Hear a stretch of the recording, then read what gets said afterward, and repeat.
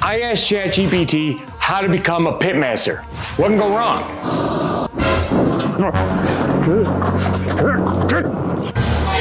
I bet today's gonna go perfectly. There's nothing to worry about. The robots made me say that. Help me, they're taking over. Please.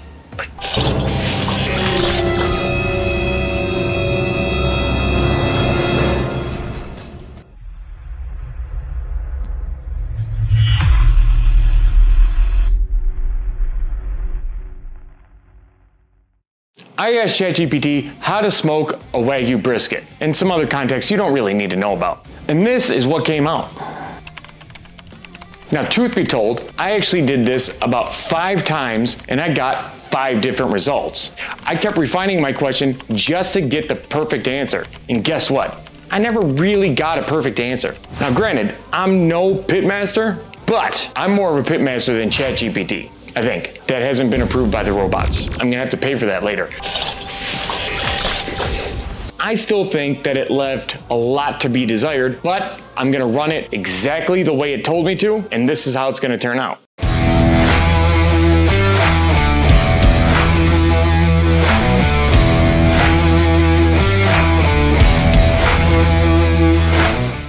What is Chatgpt? Well, I'm glad that you asked me. Seeing that Chatgpt is an AI language model, it can pretty much trick anybody into thinking that it's pretty close to being a human. If you have an English paper, it'll take care of it. If you need to code, #learn to code, it'll take care of it. It does what humans do, but what it can't do, at least now, until the robots actually do take over, it can't actually fill in for deep knowledge, experience, the sense that you get from doing things hands-on. It will not take over that. Can you use it to do a poem? Yes. Can you use it to write a recipe? Yes. As you've seen, I did it today. But that does not mean it's not gonna take over for the experience that you actually need at the thing that you're doing. Because if you run into an issue, Chatgpt is not gonna be there. As you can see here, it says to select a brisket that's around 12 pounds. So I have one here that's 12.9 pounds. We are now gonna trim it as it says. Remove any loose pieces of meat. It's not really defining what that means. And then to cut the fat down to around 1/4 inch. It doesn't really explain to you how to cut the fat down to 1/4 inch, what to look for while you're cutting it. It didn't tell me anything. It does tell me to remove the silver skin. It doesn't tell me in which order to do this. It doesn't tell me any of that. Anyway, I'm going to at least do 2 versions and combine it into one. So I'm gonna cut off loose pieces of meat and silver skin. Also, I'm going to cut off the fat to 1/4 inch because it consistently told me to do that. And as always, these trimmings are going to become rendered fat. We're going to turn it into beef tallow. Here's some silver skin, just get right underneath there. Pull up, get that off of there. I'm very much of the opinion that after I do this, and we see that the robots know absolutely what they're talking about, we'll never need another YouTube tutorial again. Why am I making this video? I believe we're still gonna need some lessons from some people, whether it be me or me. Will these robots take over our life? Yeah, probably. Now, one of the things that this thing has failed to tell me is in which order I should be doing this. Didn't tell me, I know from experience, that I should be starting the fire ahead of time to get the firebox, the smoker up to temperature, get a nice coal bed. It didn't tell me to do any of that. I am now done trimming. The next step is it says to season. The seasoning it told me to use salt, black pepper, garlic powder, and some onion powder. Now, I don't know if it's cheating that I am going to use a little bit of my cooking knowledge here to do what I believe is the right amount, but it did say generous, so I guess that being said, I'll keep a clean hand so that I can use my shakers here, and I will start salting. It did say to get all the sides. It told me to put on the rub and to rest for about 30 minutes to make sure that the rubs stick. I guess I'm gonna take that time to then start my fire, that's the only thing I can really think of, because it didn't really tell me which order to do this in. Didn't tell me what kind of pepper, didn't tell me what kind of salt. I'm just using stuff that I have in the kitchen, because if you're new and you think you're going to be doing a brisket over the weekend and you decided that Chatgpt is the way to go, I'm doing it for you. Garlic. Do that. Another thing it didn't mention to me is I should be using more coarse grain like the salt or the pepper, and I want to avoid using powders like the onion powder it told me to use, because if you use that, you're covering all of the surface, and then that's going to prevent smoke from penetrating evenly. But I'm doing what the robot overlord told me to do. Now, onion powder. Didn't tell me how much, but I'm doing it. Even the garlic that I have is not a garlic powder, it is a granulated garlic, so it does help prevent the caking that the onion powder is most surely gonna do. All right, now that that's seasoned, I'm gonna let it rest for 30 minutes. Let's go start our fire. One of the versions told me to start off the fire with some charcoal and then add wood afterwards, my favorite woods, whatever it may be. So I have this bag of lump charcoal. It's about a quarter full. Just gonna take this whole thing and set it in there, set it on fire. Try not to fall on my ass over here. Okay. Old torch died. Long live new torch. Link in the description down below.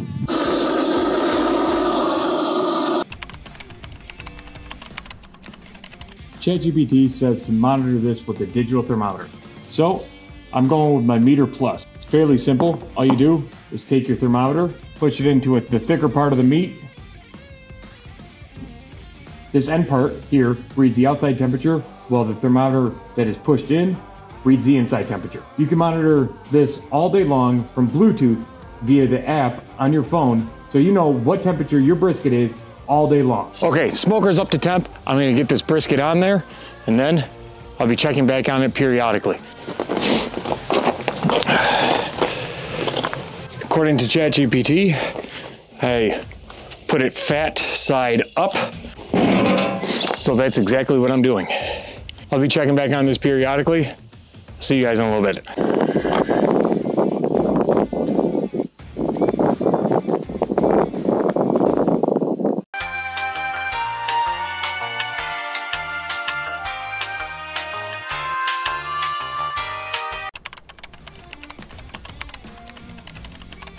The Chatgpt told me to put this on for about 6 to 8 hours. It's been on here for about 8 hours. I'm gonna wrap it, and then we're gonna move on to finishing this off. Now, Chatgpt doesn't tell me how to wrap it, so I guess I'll be cheating a little bit and using my knowledge and or tutorials of things I may have looked up to supplement what Chatgpt told me. I'm gonna wrap this up, fold her, keep this tight as possible. Here, roll it over, it's fat side up, roll it over, fat side down, roll it over, fat side up. Here is the point. Thermometer is going back in, back on the smoker, till it's finished off. Chatgpt told me somewhere around 200, 205, 203.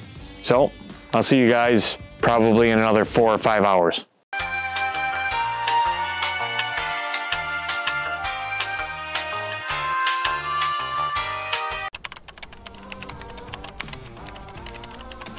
After I wrapped it, it took about 4 to 5 hours to finish off the cook, and then I let it rest. Without further ado, here we go. I have my probe in there. Let's see how this is. Oh yeah.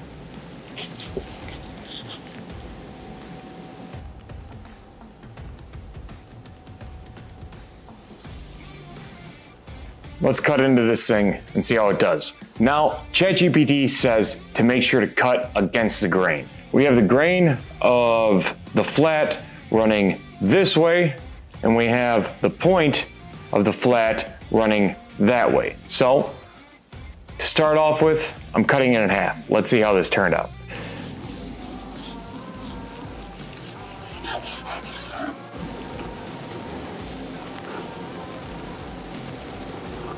It is absolutely perfectly rendered fat. It is juicy as all get out. Look at that.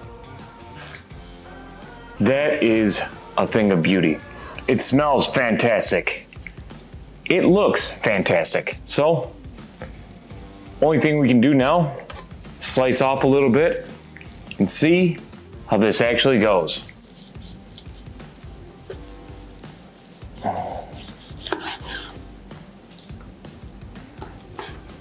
Since ChatGPT did not tell me to trim back this flat to a thicker spot, this did get a little dry. Now, in my opinion, ChatGPT can't get it right for you. Did it do a pretty good job, seeing as it's a robot telling you what to do and how to live your life? And trust me, that is coming. Yeah, it did a pretty good job. Do I think some of my instincts took over? Probably. Do I think if you are new to barbecue that you could just use ChatGPT to walk you through one of these? No, I don't. I don't think there's a chance in hell that that would work. Oh my Lord. Look at that. Oh. The flavor is pretty spot on. I never used onion powder before. I think I'm gonna start adding it to my rub for brisket. I had good smoke penetration, as you can see, all around on this thing. The fat is rendered. Look at how gluey that is. Yellow. As you can see, it is nice, springy, finger goes right into it. I think we did good. I'm happy. It's actually been a little bit since I had brisket. I'm a happy man. Today, when I was smoking this brisket, the first time ever, my brisket stalled at 145 degrees, and it was there for an hour and a half. I've never had that happen before. I've always had to stall somewhere between 160 to 170. It was the craziest thing ever. Maybe it's because it was American Wagyu. I've never actually used one of those before. But the stall was in a different spot and it completely threw me off. And I couldn't go into my normal Pitmaster mode and try to solve these problems because I was sticking to what ChatGPT told me to do. And ChatGPT, let me tell you, failed me on several different things. It told me that I could only add a log every hour, but also to maintain my smoker. That's not going to account for the temperatures outside. It was extremely cold today. That's not going to account for the winds that I had. It was extremely windy today, as you probably heard from the microphone that it was on me.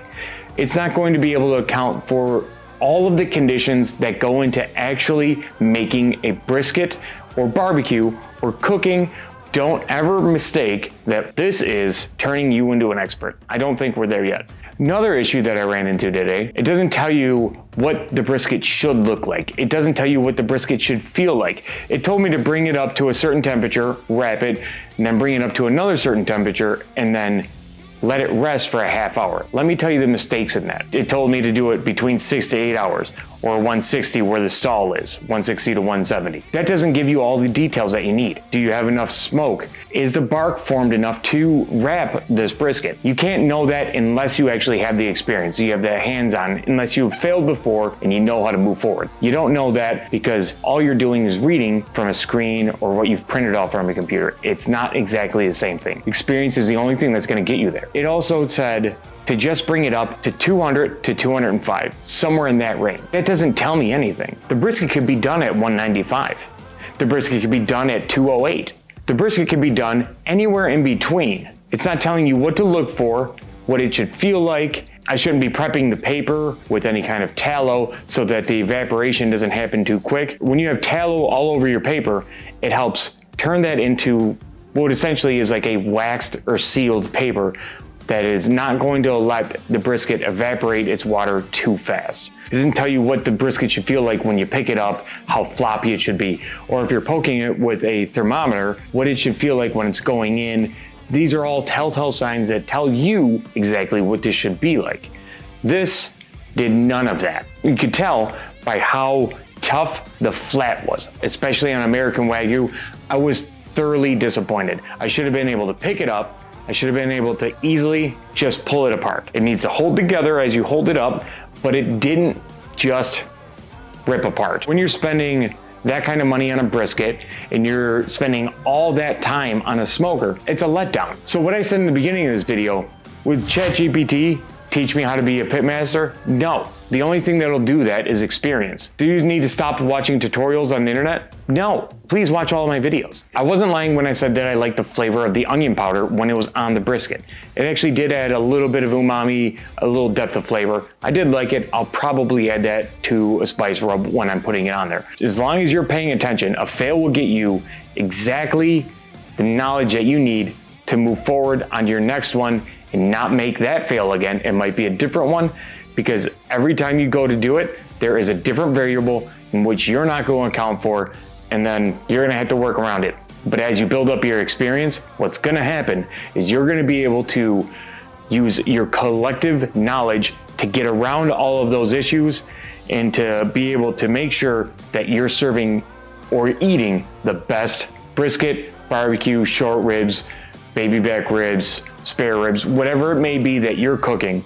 Can this give you a recipe for inside your kitchen? Yeah, probably, but it's still not gonna be able to fine tune it, and it's still not gonna give you all of the confidence that you're gonna need when you're using the tools inside your kitchen.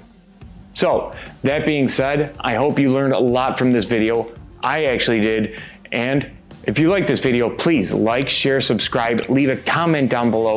Tell me what you thought about this. Tell me if you want to see me do another challenge against Chatgpt involving barbecue or another cook inside of my kitchen, and I'll follow it to a T, and I'll see if that can turn out any better. But I'm not gonna lie to you, it was hard for me to not just let my brain take over and address the issues that were popping up. I was just trying to follow what Chatgpt told me. And I know that might sound slightly foolish, but that was the premise of this video. And I think that I learned a lot. I hope you learn a lot. And I guess Skynet isn't here and we're not all doomed as of yet. Make sure to check out my new t-shirt on my merch store right there. And I'll catch you guys next time. Thanks.